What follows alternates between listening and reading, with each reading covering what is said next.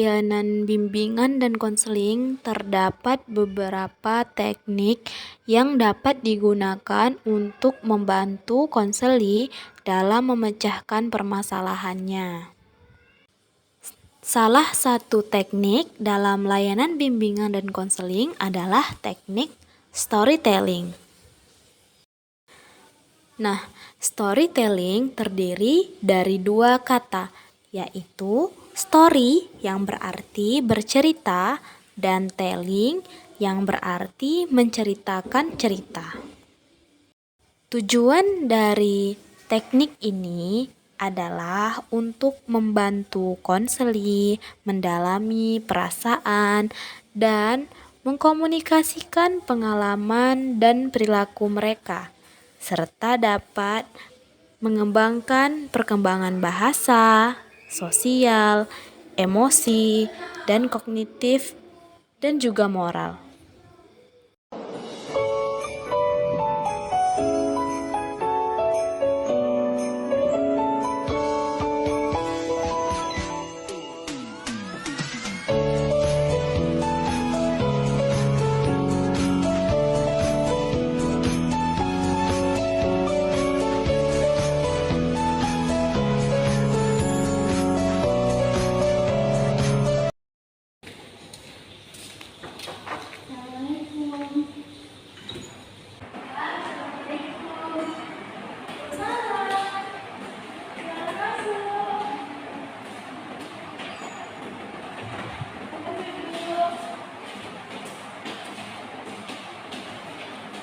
Assalamualaikum warahmatullahi wabarakatuh. Waalaikumsalam warahmatullahi wabarakatuh. Gimana kabarnya hari ini, Dek? Alhamdulillah kabarnya baik, Kak. Oke. Sebelumnya Kak ucapkan terima kasih karena Adek mau dan sukarela untuk Kakak konseling untuk membantu Kakak menyelesaikan tugas mata kuliah konseling kontemporer. Iya, Kak. Oke, baik, sebelum kita mulai, gimana kalau kita perkenalan dulu nih biar lebih akrab. Dimulai dari Adek dulu. Perkenalkan, Kak, nama saya Anissa dari jurusan Pendidikan Bahasa Indonesia semester 3. Oke, Anissa semester 3. Iya, Kak. Oke. Perkenalkan, nama kakak Nabila Eka Talita, kakak semester 5, jurusan bimbingan konseling pendidikan Islam. Oke, kakak mau nanya nih, Nisa sebelumnya udah pernah konseling apa belum? Sebelumnya belum pernah, Kak. Belum pernah. Nanti aku jelaskan sedikit ya konseling itu apa ya. Nah, konseling adalah proses pemberian bantuan yang diberikan oleh konselor kepada klien untuk membantu menyelesaikan permasalahannya. Jadi di sini Anda tidak perlu takut untuk menyampaikan permasalahannya. Rahasia Adek akan disimpan, akan hanya kita saja yang tahu, tidak sampai keluar, dan tidak akan disebarluaskan kepada yang lain tanpa seizin Dek Nisa gitu. Nah, untuk waktunya sendiri ini sekitar 35 sampai 45 menit. Baik, Kak. Boleh kita mulai konselingnya sekarang? Boleh, Kak. Baiklah, kita mulai konselingnya ya. Di sini Ibu harap Nisa itu terbuka untuk menyampaikan perasaannya, gitu kan?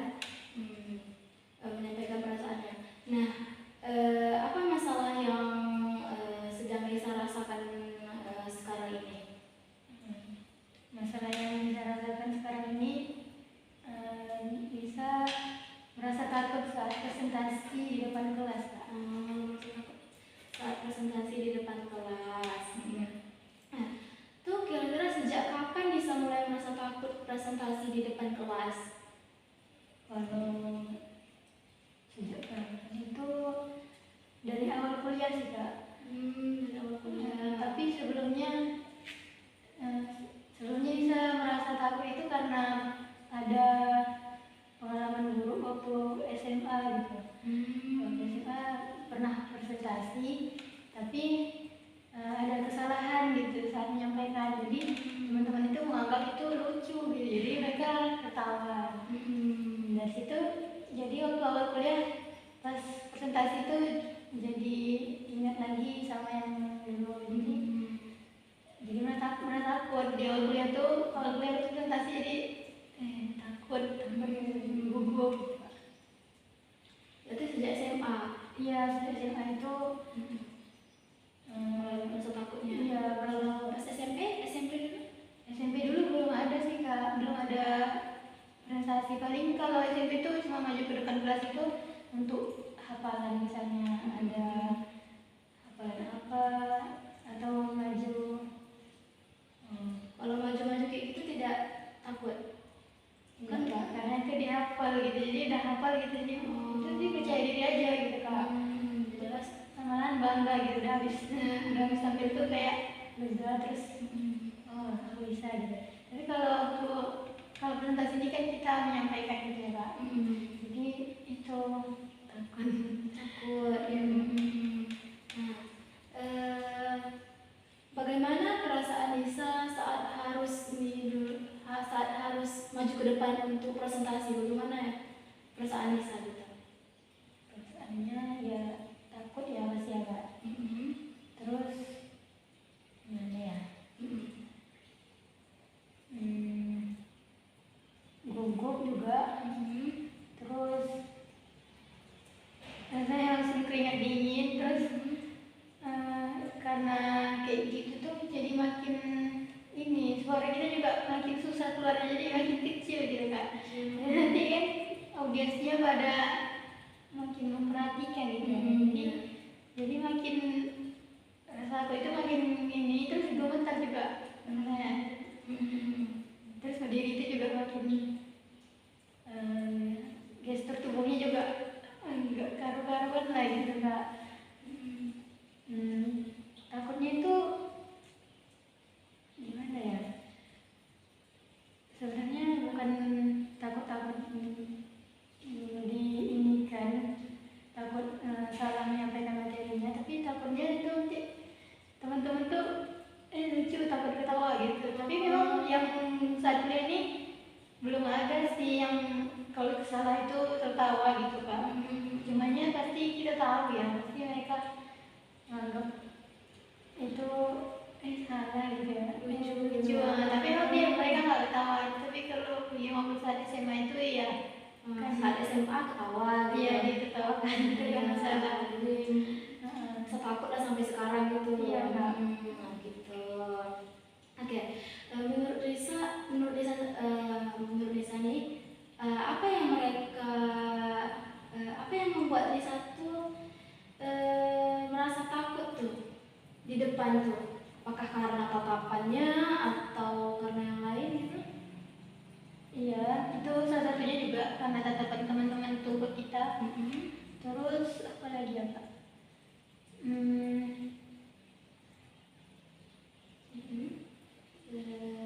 Karena ada dosen juga.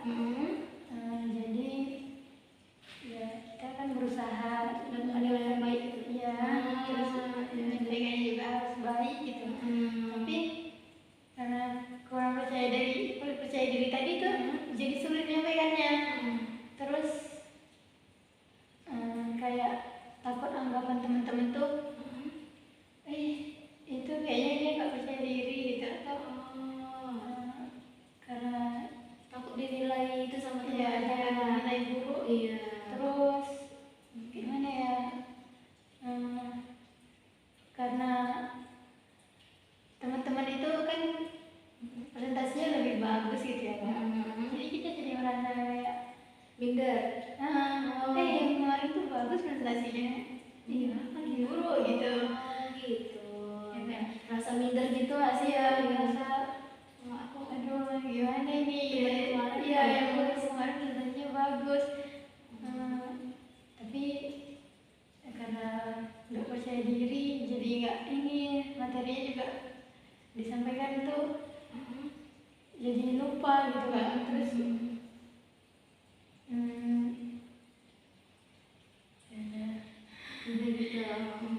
Oke.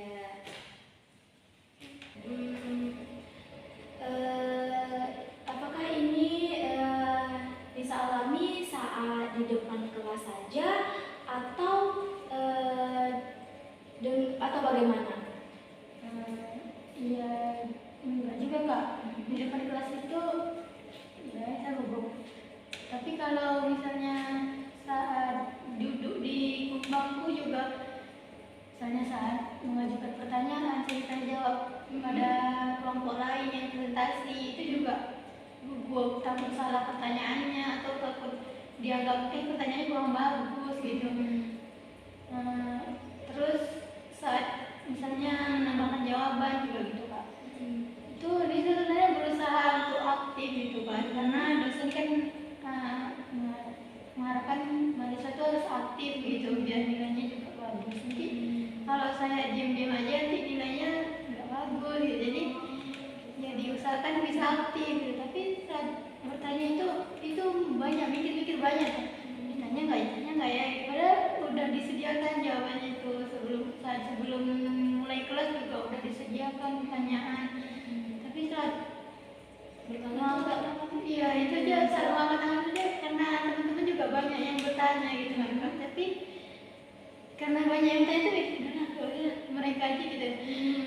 Apalagi saat bertanyanya gitu, saat mau bertanya menyampaikan pertanyaannya itu seperti kayak nggak pede gitu, kayak teman-teman tuh nganggap pasti teman-teman tuh nganggap pertanyaannya itu kurang bagus gitu. Nggak nyambung sama materi gitu, padahal itu emang pertanyaannya mudah. Pertanyaan itu nggak nyambung sama materi, terus tawaran juga sama temen gitu. Iya, jadi setelah di depan kelas juga ngerasain juga, karena saat bertanya itu juga kita kan diperhatikan juga sama teman-teman yang lain. Jadi biasanya ada juga rasa gugupnya, rasa takutnya gitu. Jadi kadang nggak jadi bertanya gara-gara itu. Kadang nggak jadi bertanya gara-gara itu takut salah tadi. Iya. Gitu. Tapi pernah kan pertanyaan juga kan? Pernah kak. Itu karena tekanan nilai dari dosen juga kan? Iya. Gitu.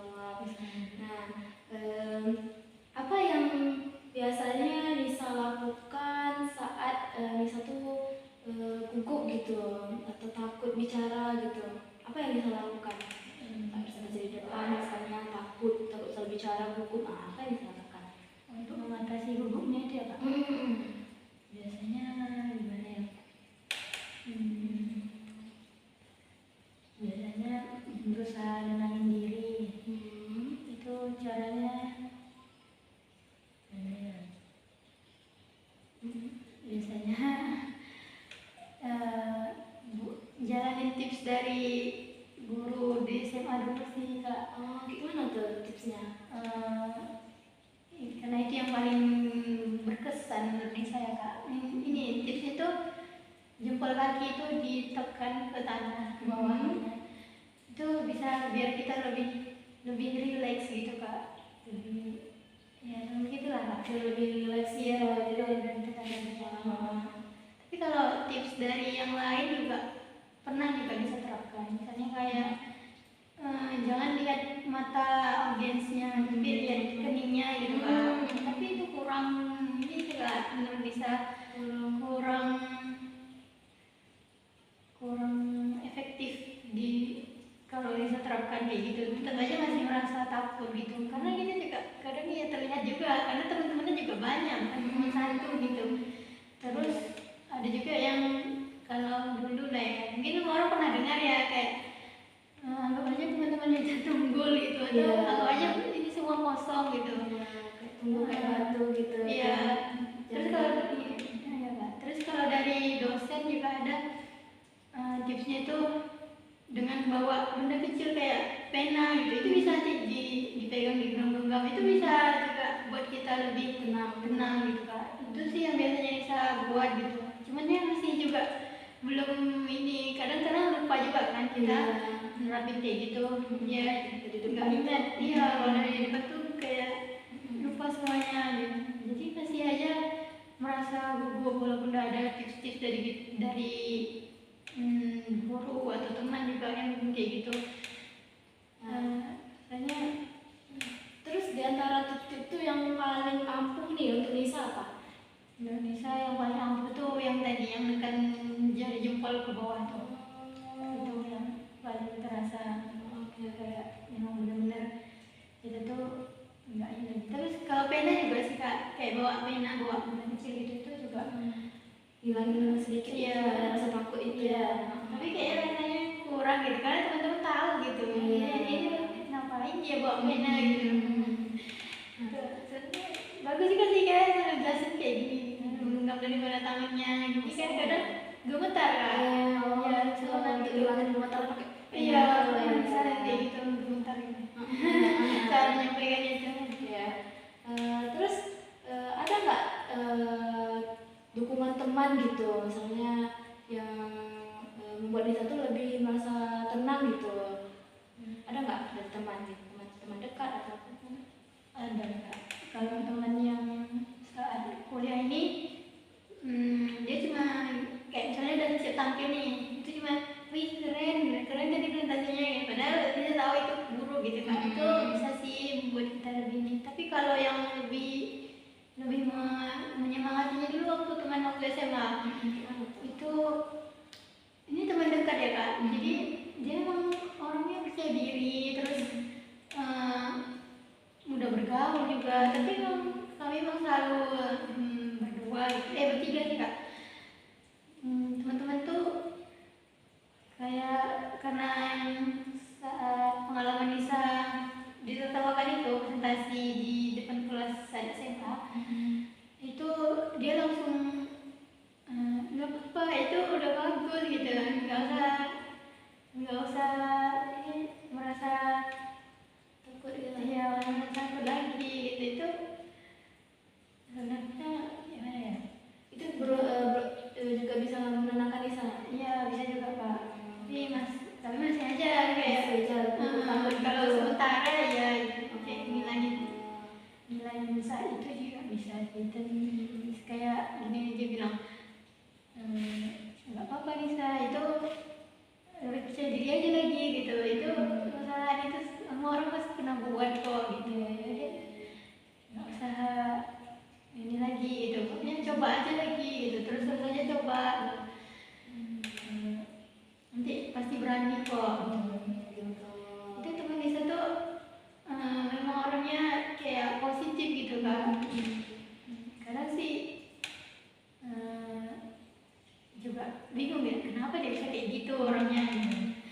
Jadi sekarang kamu Nisa ini kuliah apa enggak? Iya dia kuliah juga Kak. Di sini atau bareng atau gimana? Beda Kak, beda kampus. Beda Tapi kampus. sama yang kabar juga. Gitu. Itu kabar juga. Sering ketemu? Jarang sih Kak. Jarang. Nah, menurut Nisa tuh bagaimana teman-teman itu berpendapat tentang Nisa saat di depan itu? Bagaimana pendapat teman-teman itu menurut Nisa pribadi? Menurut Nisa ya, Nisa gimana ya, pastinya kalau dari pandangan Nisa lihat dari depan tuh mungkin mereka nganggap Nisa ini tampilnya kurang percaya diri dia, atau cara bicaranya kok kurang ini gitu, kayak sudah dipahami materinya jadinya gitu. Itu yang bisa rasakan. Iya Kak. Kayak, terus kayak merasa pasti mereka ini nganggap iya apalah sok bisa gitu. Padahal saya kayak gitu, itu sih cuma intinya aja sih. Kayaknya tak kayak gitu. Soalnya mereka kayak karena kita merasa diperhatikan kali gitu. Padahal lihat dari atas ke bawah itu kayak merasa diintimidasi gitu. Apalagi ekspresi mereka kan biasa aja gitu kan, nggak senyum gitu. Jadi kita merasa kayak, pasti dia ini rasanya saya ini nggak pantas di depan dia, nggak bagus gitu. Padahal ya biasa aja, mereka kan merhatikan materi dari Nisa gitu. Padahal kayak gitu. Jadi tapi Nisa rasanya karena mereka serius gini, mukanya tuh serius kan merhatikan kita. Jadi biasa gitu. Tapi kita merasanya kayak ini kayaknya ini. Tapi kalau mungkin ya, mungkin biasa aja ya. Karena kalau Nisa sendiri juga merasa kalau lagi teman presentasi rasanya ya biasa aja gitu, karena kita juga harus memperhatikan, terus harus paham materinya gitu. Tapi kalau dari pandangan kita yang di depan itu begitu Kak, rasanya kayak nanti memang anaknya buruk gitu. Karena kita biasa tubuhnya juga gak bagus, jadi pasti bikin apa gitu, berdirinya juga kayak mereng-mereng jadinya. goyang-goyang gitu. Iya. Oke. Baik Lisa, terima kasih sudah mau menceritakan permasalahan yang Lisa alami. Nah, sekarang di sini kakak ada 3 gambar nih. Yang pertama ada kelinci, yang kedua ada tupai, dan juga ada burung kecil. Nah, kakak minta di sini Lisa untuk menceritakan cerita dari ketiga gambar ini. Apakah Lisa bisa? Bisa. Oke, silakan. Ini saya mau cerita. Jadi pada sebuah hutan ada seekor kelinci. Kelinci ini bernama Cici. Kemudian ada juga tupai yang bernama Tutu, dan ada burung yang bernama Pipit. Nah, jadi kelinci ini dia adalah hewan yang pintar menemukan makanan yang jarang ditemukan penduduk lain di hutan itu. Jadi suatu hari Cici menemukan kebun wortel yang sangat besar, buahnya juga segar-segar dan besar. Dia senang sekali. Rasanya dia ingin menyampaikan kepada semua penduduk hutan kalau dia menemukan kebun itu tadi. Tapi karena dia tidak punya keberanian, jadi dia memilih memendam dulu sendiri. Padahal rasanya tuh pengen, sangat-sangat ingin dia bercerita, menyampaikan kepada orang lain, karena pasti berbagi kebaikan itu indah ya Kak. Tapi karena dia tidak berani, jadi dia masih menyimpannya sendiri. Kemudian pada suatu hari yang lain juga Tutu mengadakan sebuah pertemuan untuk semua penduduk hutan agar menyampaikan pengalamannya menemukan makanan di hutan. Jadi semua penduduk hutan itu dikumpulkan. Ada kelinci, Cici, kemudian burung pipit, kemudian si pipit juga, dan ada rusa, kancil, gajah, monyet, semuanya banyak Kak. Jadi pada acara pertemuan itu Tutu meminta kepada semua penduduk hutan untuk menyampaikan bagaimana pengalamannya menemukan buah-buahan atau makanan di hutan itu, agar semua penduduk hutan itu tahu apa aja makanan yang bisa didapatkan gitu. Kemudian mulailah giliran si pipit, kancil, dan yang lain-lain itu untuk menyampaikan kepada semua hewan-hewan di situ untuk bercerita. Semuanya menyampaikan dengan antusias dan bagus tampilnya, percaya diri. Kemudian tibalah giliran Cici untuk menyampaikan pengalamannya dalam untuk menemukan wortel tadi. Itu sebenarnya dia sangat ingin menyampaikannya, tapi dia memang sangat tidak percaya diri. Kemudian dengan ketidakpercayaan diri itu, mau tidak mau dia tetap harus maju. Cici merasa tubuhnya itu gemetar sekali saat maju untuk menyampaikan pengalamannya. Aduh, gimana ini? Tapi dia tetap maju aja. dia mulai menyampaikan ceritanya. ya menyampaikan cerita pengalamannya. Aku menemukan wortel yang besar di balik bukit. Dengan dia menyampaikan dengan gemetar dan canggung, kemudian gubuk kaku. Kemudian penduduk hutan menjadi menertawakan Cici. Jadi Cicinya di taman. Oke, bagus sekali tadi ya cerita dari Nisa.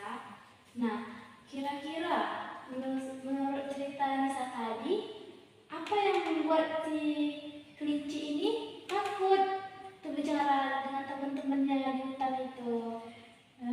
Menurut Lisa itu dia takut karena Teman-teman yang lain bagus. ya teman-teman yang lain bagus, terus merasa dirinya kurang. Jadi dia takut menyampaikan. Oh, begitu. Oke. Terima kasih. Baiklah, tadi ceritanya sangat bagus sekali untuk didengarkan. Ini kakak sangat suka, gitu kan. Nah, di sini kakak mau ceritakan kembali nih cerita Nisa tadi untuk memperbaikinya sedikit. Nisa mau mendengarkan cerita kakak? Ya, kakak mulai ceritanya. Kan tadi namanya kelinci kecil Cici, tupai namanya Tutu, dan tadi burung kecil namanya Pipit. Nah, pada suatu hari di hutan yang damai adalah seekor kelinci bernama Cici. Cici ini adalah seekor kelinci yang cerdas. Dia ini bisa menemukan makanan-makanan yang jarang ditemukan oleh hewan yang lain gitu loh. Cerdas dia. Tapi Cici ini mempunyai masalah, itu takut untuk bicara kepada teman-teman yang menyampaikan apa yang dia dapatkan. Nah, pada suatu hari dia ini menemukan satu kebun wortel di balik bukit. Di balik bukit itu wortel-wortel itu besar-besar dan segar. Cici ingin memberitahunya kepada teman-teman yang lain, tapi dia takut. Masalah. Nah, pada suatu hari ada seekor tupai. Tupai ini namanya Tutu.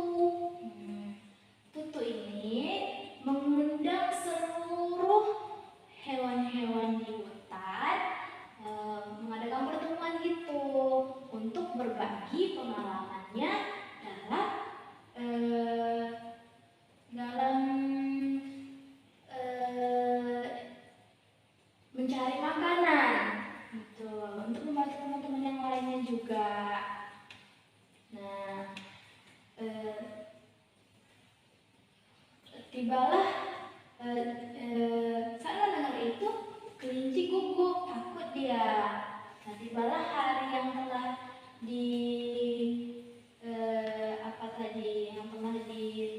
ditentukan untuk berkumpul tadi. Semua hewan-hewan di hutan itu berkumpul.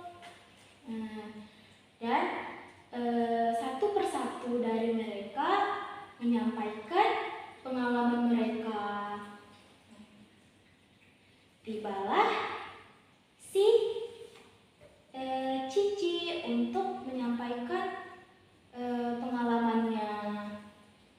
Nah, Cici merasa takut menyampaikan masalahnya. Dia gemeteran. Aku tidak bisa menyampaikan pengalamanku di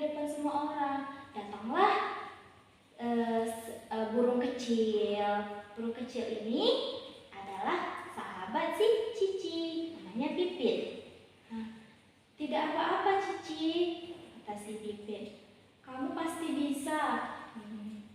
Pasti kamu mempunyai cerita yang luar biasa untuk dibagikan ke teman-teman yang lain.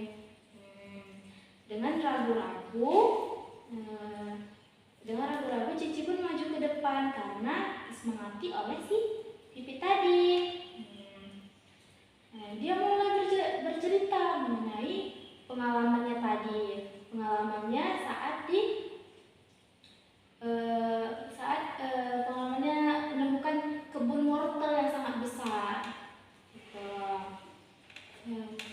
Awalnya suara si Cici ini pelan, takut-takut dia. Tapi lama-kelamaan Cici mulai tenang, percaya diri. Nah, setelah Cici ini selesai menyampaikan pengalamannya kepada teman-temannya, teman-teman yang lain bertepuk tangan. Mereka mengatakan Cici sangat luar biasa. Gitu. Burung Pipit mengatakan, kamu sangat luar biasa Cici. Pengalamanmu sungguh membantu kami.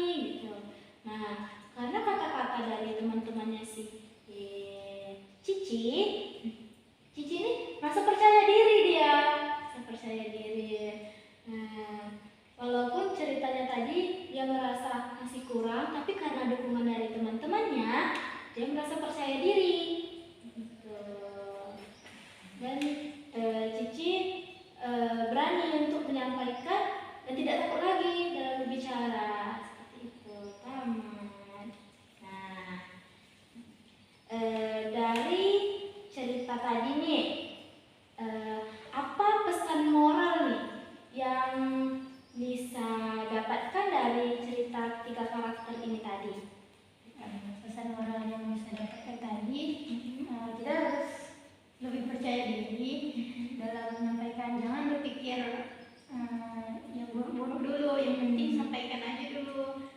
Kemudian juga dengarkan aja motivasi dari teman gitu, untuk biar lebih percaya diri dalam menyampaikan sesuatu. Jadi tadi ya, seperti si Cici tadi, karena dibantu sama temannya ini memberi semangat, jadi Cici juga semangat. Dia berani dia menyampaikan pendapatnya, gitu kan? Oke. Nah, menurut Nisa nih, bagaimana cara mengatasi permasalahan Nisa dari cerita yang Nisa sampaikan tadi? Dari cerita yang disampaikan tadi, Kak sampaikan tadi, bagaimana caranya? Menurut Nisa ya, seperti yang Kakak sampaikan tadi, Cici itu dia sudah mulai percaya diri atas dukungan temannya. Jadi agar lebih percaya diri, Nisa harus mendapat dukungan teman, terus dengerin kata teman itu, jangan nggak percaya gitu. Pokoknya berpikir positif, terus anggap aja pasti yang lain itu pasti menghargai kalau kita berbicara gitu. Seperti teman-temannya Cici itu pendebutan tadi, mendengarkan kok dia Cici itu berbicara, Walaupun pertamanya pelan, ya, walaupun pertamanya pelan, ya. Jadi apalagi dukungan teman gitu kan. Yang penting bicara aja dulu, pasti masalah yang lainnya gitu jangan dipikirkan perkataan orang. iya, pastinya gak akan ada sih yang Kak gugup kalau di depan. iya. Nah, kalau Nisa pribadi, cara agar nggak takut lagi di depan kelas itu gimana? Agar berani, biar kita lebih lancar dalam bicara di depan itu gimana? Bisa, kita harus lebih belajar lagi sih Kak. Kita harus sebelum presentasi itu latihan dulu, misalnya kayak dekat cermin atau cari teman dekat atau keluarga yang bisa dengerin gitu. Kita latihan. Jadi sebelum tampil presentasi di depan kelas itu kita udah persiapkan dulu, harus udah Dari materinya. iya, dari materinya, dari semua cara gerakin body language, bahasa tubuhnya juga. Jadi mungkin karena Nisa tuh nggak pernah latihan ya sebelum presentasi itu, langsung aja presentasi itu mungkin yang buat jadi kayak Takut gitu. ya kurang persiapan juga. Jadi sekarang mungkin harus lebih latihan dulu, dicoba dulu di rumah, jadi mungkin biar persiapannya itu sudah mantap gitu Kak.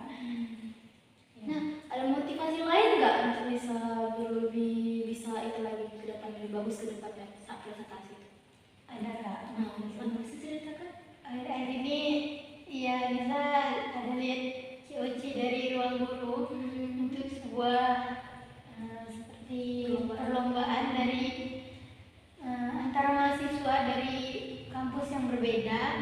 Itu mereka pintar-pintar gitu Kak, terus jadi kayak kita yang nonton itu jadi terinspirasi gitu. Mereka ini hebat ya, jadi pengen juga kayak gitu. Jadi nggak mungkin lagi kayak gini aja, harus berubah lah, harus ada peningkatan gitu. Setidaknya lebih berani gitu kayak presentasi, harus lebih percaya diri. Jadi habis setelah menonton COC tadi itu dari guru itu, rasanya kita kayak merasa tertantang juga, ingin seperti itu gitu. Hebat Kak. Oke. Tadi kata Nisa kan latihan. Iya. Latihan dulu kan nih. Terus ada motivasi juga tadi kan, yang seperti yang Nisa katakan tadi, motivasi dan juga latihan. Nah, yang paling disuka nih dari tadi tuh yang COC tadi tuh, karena orang itu pintar-pintar gitu kan, pintar menyampaikan pendapatnya gitu. Iya juga. Mereka tampilnya bagus gitu. Terus kalau kita bagus kan otomatis kita makin percaya diri gitu ya kan Kak. Jadi mungkin gimana agar supaya kita tuh menyampaikan dengan baik, jadi orang-orang bisa mendengar, jadi kita juga jadi lebih percaya diri, kepercayaan diri itu meningkat gitu. Setelah nonton itu juga kita merasa kayak aku harus bisa, yang lain tuh mereka juga bisa, jadi saya juga harus bisa gitu. Mereka juga banyak memberikan motivasi untuk Mahasiswa iya gitu. Ya, kayak inspirasi, kayak semangat juga. Jadi emang sangat menginspirasi lah dari situ. Jadi lebih semangat lagi untuk belajar gitu Iya. ya. Jadi katanya Nisa mau latihan nih, latihan juga kan. Berarti Nisa sudah melakukannya atau kayak gimana? Belum sih Kak, nanti setelah ini mungkin akan diterapkan yang seperti itu. Oke, Ada biasanya jadi lebih nggak takut lagi gitu, nggak grogi lagi di Iya. depan. Oke, berarti Nisa bisa lah ya melakukan itu di depan, belajar untuk presentasi di depan itu bisa lah ya. Bisa dilakukan, melakukan selesai konseling ini. Iya Kak. Oke, terima kasih. Oke, baiklah Nisa. Saya rasa Kak rasa cukup pertemuan kita untuk sesi kali ini. Harap bisa dapat